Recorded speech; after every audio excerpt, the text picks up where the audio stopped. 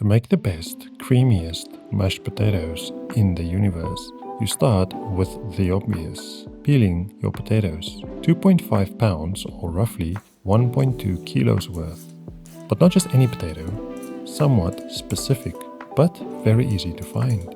To make your life and my life happy from the start, we use one of two varieties, Russet or Yukon Gold, starchy and perfect for our quick and easy cooking method, resulting in a potato dream rather than a boring side dish. Get rid of any imperfections. Give your tatties a good rinse under cold running water to make sure they are dirt-free. Then cut them up into large chunks. Cover with cold water and a very generous amount of salt. 20 grams or just over a heaped tablespoon is a good start. Bring them to a boil, then turn them down to a steady simmer.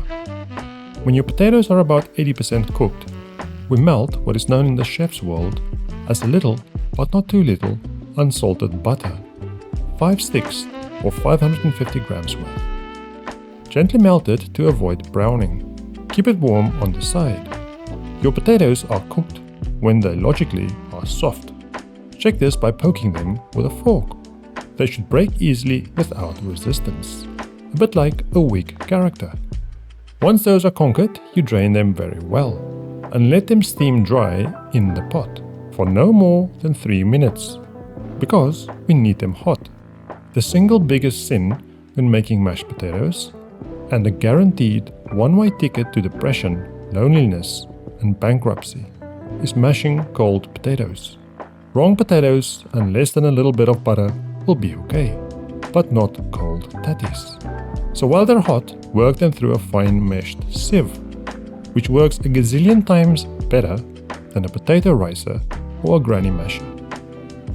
But if no one's looking and you only plan on disappointing yourself, then by all means, use those if that's what you have.